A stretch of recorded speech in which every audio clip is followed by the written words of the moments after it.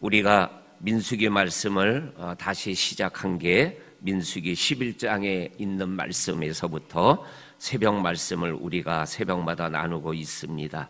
우리가 지금까지 새벽마다 말씀을 나누어서 묵상하고 함께 나누었던 것처럼 원망과 불평이 계속 이어지고 있는 것을 우리 11장부터 읽어나가고 있습니다.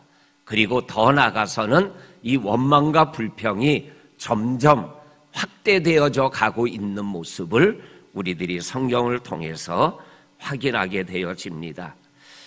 민수기 11장 1절에 보게 되면 백성 중에 악한 말로 불평하는 자가 있었더라. 그랬더니 하나님이 여호와의 불을 내려서 장막 끝부분에 불을 일으킴으로 그것이 잘못된 것이다라는 것을 지적하고 심판하는 모습을 말씀하고 계십니다.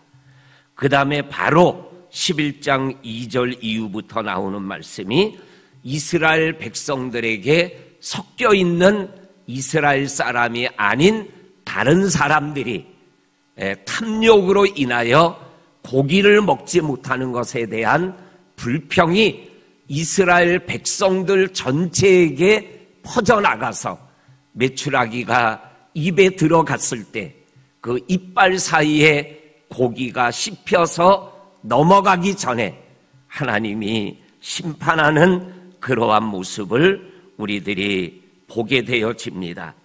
그리고 더 나아가서는 미리암과 아론이 모세에게 지도자 리더십에 대하여 대적하다가 미리암이 문둥병에 걸리는 모습을 보게 되어집니다.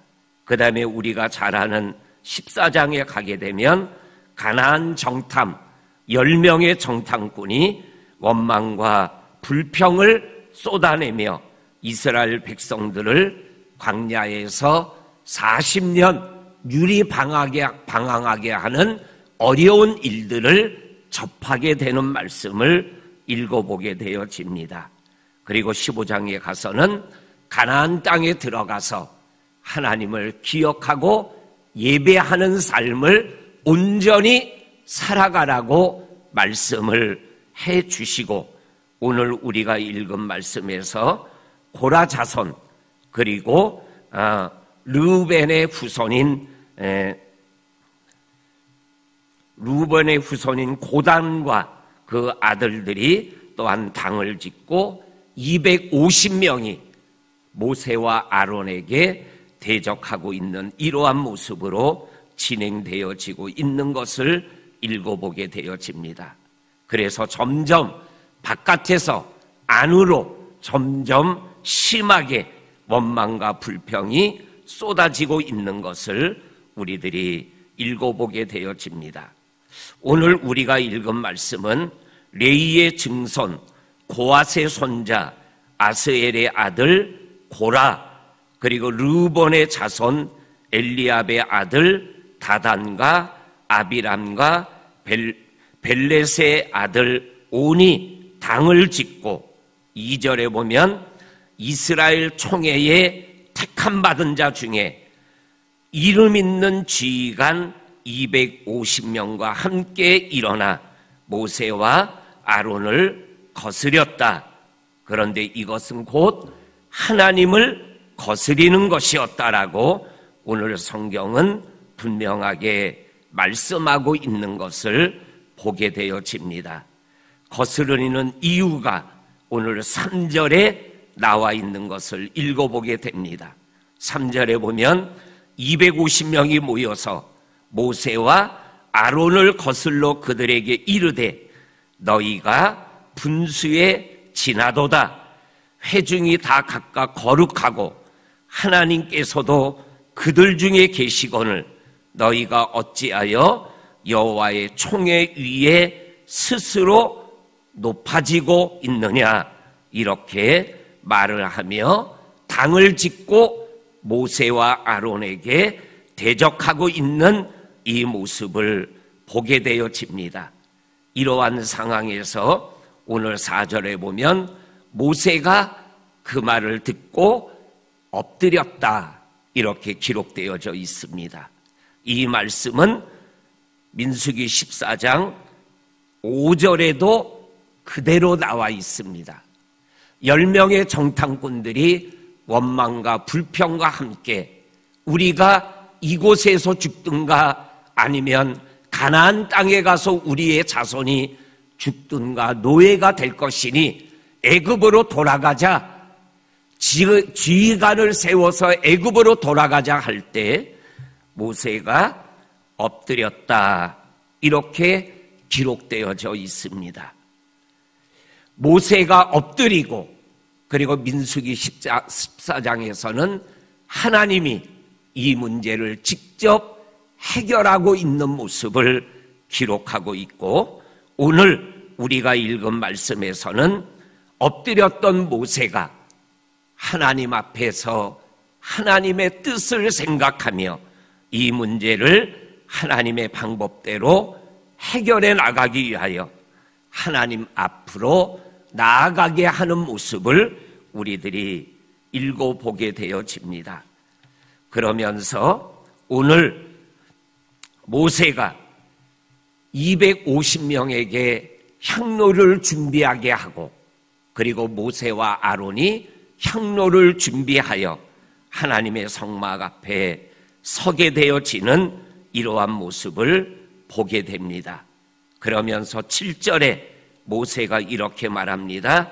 내일 여호와 앞에서 그 향로에 불을 담고 그 위에 향을 두라.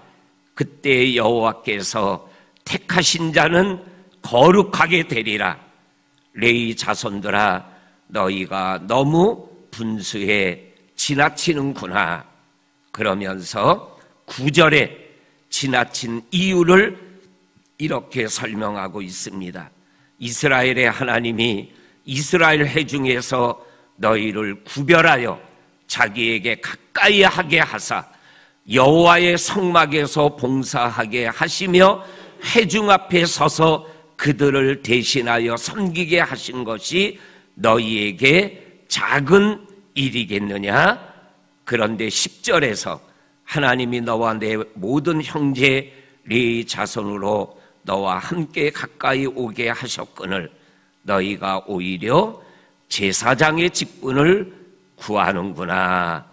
이렇게 말하며 이 고핫 자손들이, 고라 자손들이 레위 직분으로서 성막에서 일하는 것을 작은 거로 여기고, 레위 후손 중에 하나인 아론이 제사장으로 일하는 것을 큰 것으로 여기며 나도 얼마든지 제사장이 될 수 있다고 얘기하는 이것에 대하여 하나님이 이 징계하는 모습을 우리가 내일 새벽 말씀을 통해서 우리가 읽어보게 되어집니다.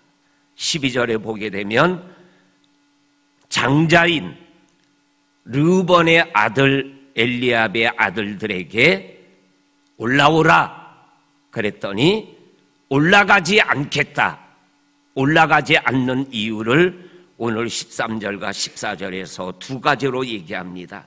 하나는 너희가 우리를 광야에서 죽이려고 하는구나.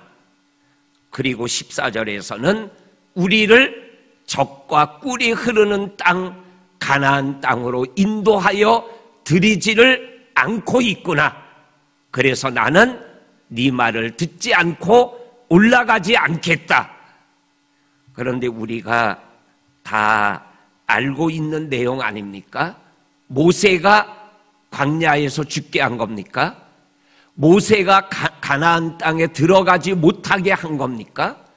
하나님이 불평과 원망을 하고 애굽으로 돌아가자고 얘기하는 그것 때문에 하나님이 광야에서 죽이는 거 아닙니까? 그리고 하나님이 20세 이상은 가나안 땅에 들어가지 못하리라고 하나님이 하신 거잖아요. 그런데 오늘 이 말씀 앞에서 그들은 모세가 우리를 광야에서 죽이고 있다, 우리를 가나안 땅에 들어가지 못하게 하고 있다. 이렇게 리더십을 흔들고 있는 모습을 보게 되어집니다. 이 말씀을 묵상하며 저는 이렇게 하나님 앞에 감사의 기도를 올려드렸습니다. 제가 법한교회에 와서 오늘날까지 목회의 길을 걸어가며 은퇴하신 우리 원로 장로님이나 은퇴 장로님들, 지금 함께하는 우리 장로님들, 목회의 길에 항상 함께하여 주시고 믿음의 길에 힘을 실어줘서 여기까지 온 거를 생각하며 하나님 앞에 감사의 기도를 드렸어요. 우리 성도님들은 잘 모르지만 이 서귀포 지역의 몇몇 교회들, 저가 있는 동안 어느 교회는 목회자가 4명이 바뀌고 어느 교회는 5명이 바뀌고 어느 교회는 3명이 바뀌고, 그럴 때마다 교회가 어려움 속에 빠져서 갈 길을 잃어버리는 갈팡질팡의 모습을 지금까지 서귀포에서 목회하는 다른 교회의 목회를 바라보며 보게 되었어요. 하나님의 길을 걸어가는 교회의 사단이 제일 강력하게 유혹하고 흔드는 게 뭐예요? 교회의 리더십을 흔드는 거죠. 우리 교회 하나님이 그 사단의 유혹이 없었겠습니까? 그러나 하나님의 은혜와 지켜주심 속에 그 믿음의 길을 지금까지 함께 걸어올 수 있었던 거죠. 우리 사랑하는 성도님들, 오늘 이 고라와 르우벤의 이 손자들의 이 잘못된 모습이 이 교회 안에 침투하여 교회를 흔드는 이때에 우리 교회를 하나님이 강력하게 지켜주셨고 또한 지켜주실 것이고, 그 믿음의 역사를 함께 감당하는 우리 귀한 믿음의 용사들, 기도의 용사들이 될 수 있기를 주의 이름으로 간절히 축원합니다. 아멘. 하나님 아버지 감사합니다. 오늘도 하나님께서 저희들로 깨워 기도하게 하여 주셔서 영으로 우리를 시험하게 하고 넘어뜨리는 사단의 세력을 꺾어버리고 믿음으로 승리하며 달려오게 하신 거 감사합니다. 계속 아름답게 하시는 하나님의 영광과 승리가 이 교회 제단 안에 리더십 위에 기도하는 성도들 위에 계속 임하게 하여 주옵소서. 예수님 이름으로 기도하옵나이다. 아멘.